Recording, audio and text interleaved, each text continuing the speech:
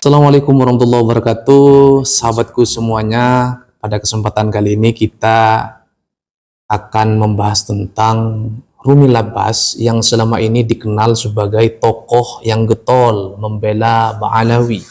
Rumi Labbas ini salah satu kader muda NU juga yang konon katanya dalam tanda kutip memiliki keahlian, kepakaran tertentu, terutama berkaitan dengan penelitian-penelitian tentang ilmu nasab. Dan Rumi Labbas ini salah satu kebanggaan para habaib dan seringkali menjadi juru bicara habaib untuk menjelaskan ke publik bahwa nasab Ba'alawi ini betul-betul tersambung dengan Rasulullah SAW berdasarkan kajian dan analisis mereka. Nah, kemarin saya ada video, ada seorang pemuda yang luar biasa ya, yang memiliki keahlian juga persoalan pembahasan tentang ilmu nasab tapi aspek sosiologis.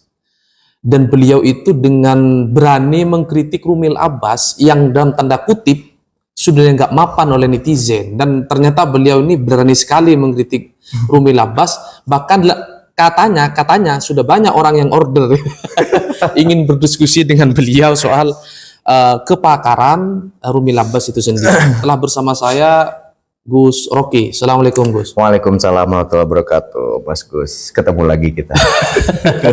Alhamdulillah. Beliau ini dengan PD-nya mengkritik berkaitan dengan kepakaran Rumi Labbas. Emang Rumi Labbas kurang pakar, Gus?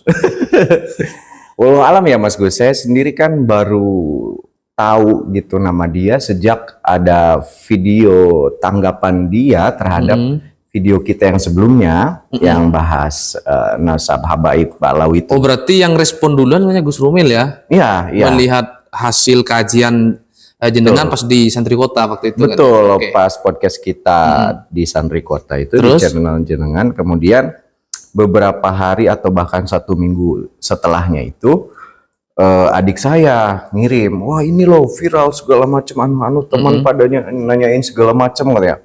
Kemudian saya di roasting dan segala macamnya.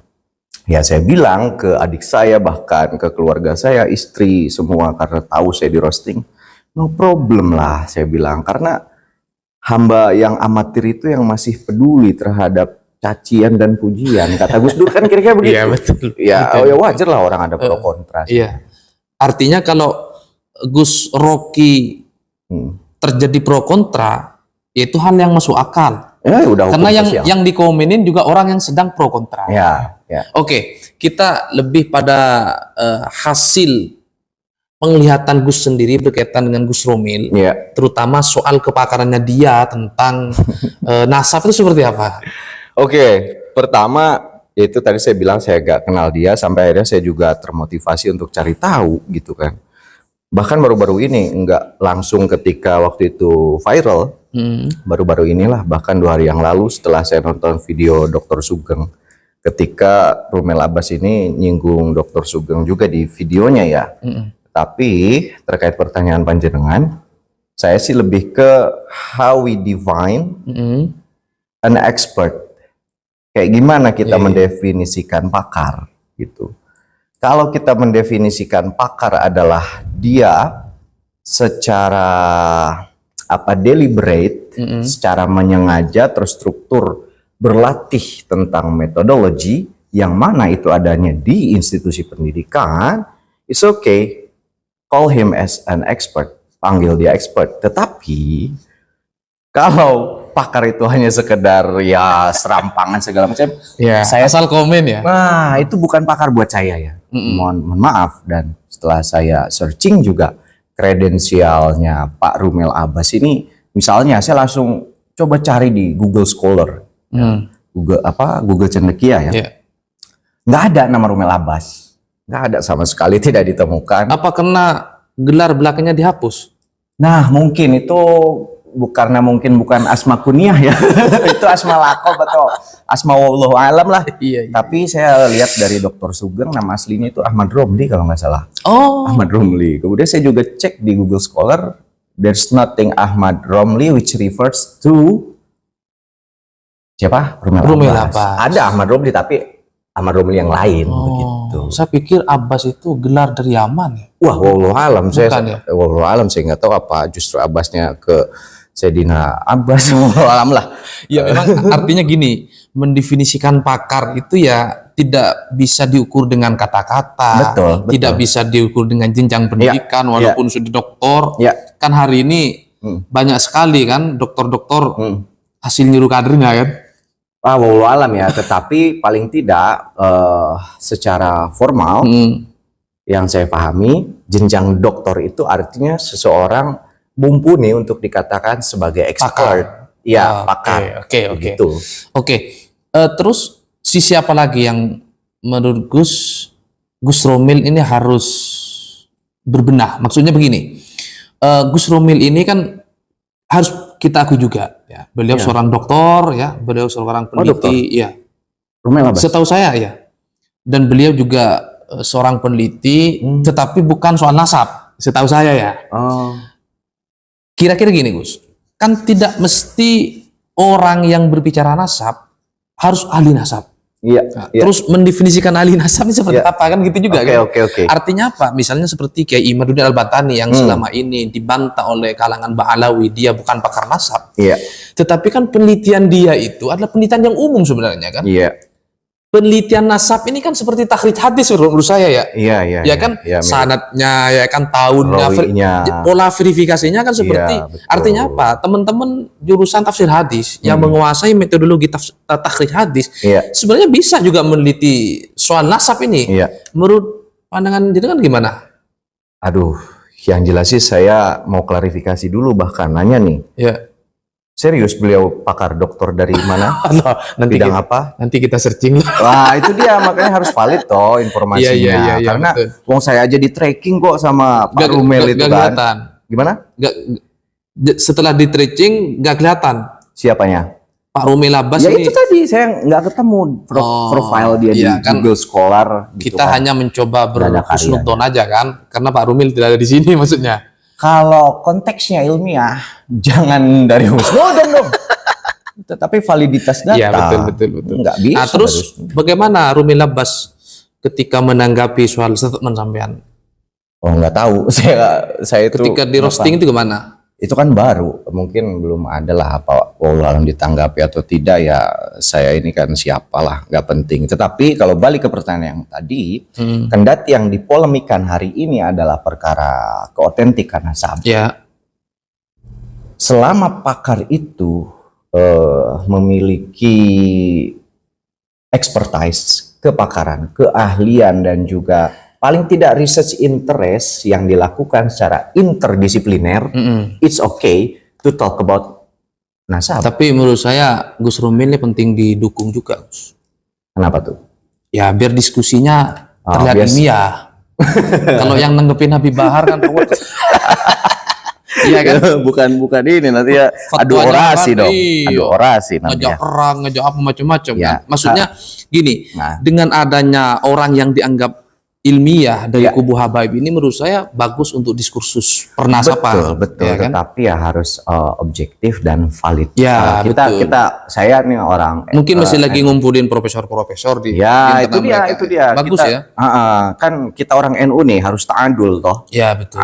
Adil itu diantara definisinya proporsional. Ya. Kalau proporsionalitas ya, kalau pakar ya katakan pakar. Makanya sebenarnya saya pingin itu melihat ya pakar-pakar yang membela Ba'alawi ketemu dengan pakar-pakar yang anti Ba'alawi biar clear.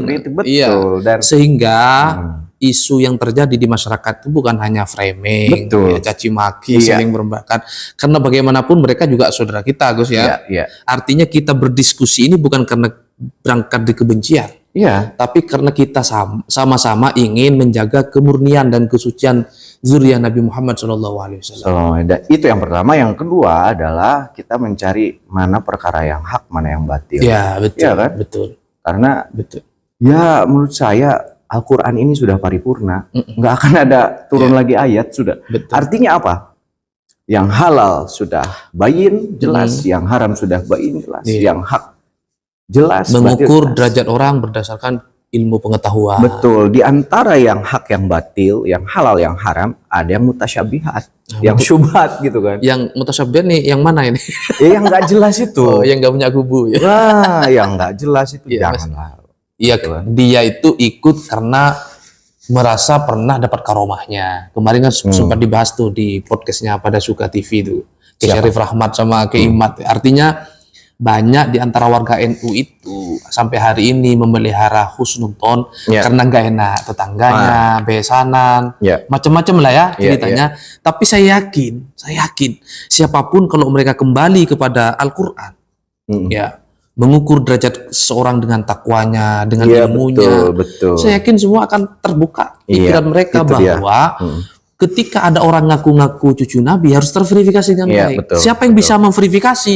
Ya siapapun yang punya analisis, punya metodologi ya sesuai dengan kepakaran masing-masing. Iya, betul. Kalau saya amati Gus, saya nggak tahu, wallahu alam belum tanya Kimat langsung. Iya. Kalau yang dilakukan Kimat menurut saya itu metodologi takhrij hadis. Iya, nampaknya demikian. Nampaknya ya, wallahu alam. Nampaknya, Kita belum pernah tanya langsung ke beliau. Iya, iya. Kalau kita lihat dari bagaimana dia merunut asal muasal, kalau dalam hadis seorang perawi ya kan, Iya. bagaimana dia mengukur ketersambungan antara ayah ke anaknya, Betul. anak ke cucunya, ya Iya. kan? Kalau menurut saya, Apa munkote, apa mutasil, kan gitu. iya. Betul. Iya. Betul. However, benar atau salah kajian Kiai Imad. Pertama, beliau memprakarsai Ya. untuk membongkar status quo, hegemoni, dan seterusnya, klaim-klaim yang memang kadang terlalu hyperbolis, Sip. terlalu dibesar-besarkan.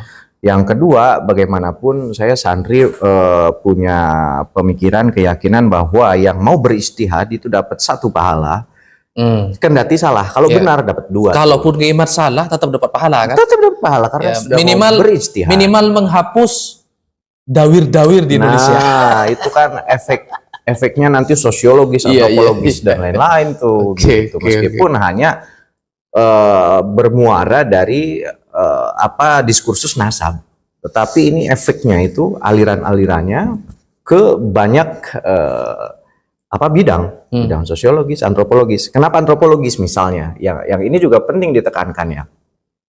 Orang Nusantara, wabil khusus orang Jawa, orang NU gitu kan, yang basisnya terbanyak di Jawa itu kan, punya relativitas budaya diantaranya pakai nggak enakan. Iya. Ya kalau dibahasakan Arab kira-kira husnuzon, Iya, kira-kira begitu betul, ya. betul. Tapi bahasa lokalnya pakai lah, nggak enakan. Kalau orang Sunda mah Yang somea. paling ramai sekarang kan karena besanan. Ya, somea HDKC mah kira-kira Iya, begitu ya. Tetapi Oke. jangan sampai relativisme budaya orang Nusantara yang sangat welcome terhadap visitor, tamu, yang memuliakan tamu, itu dimanfaatkan untuk dieksploitasi.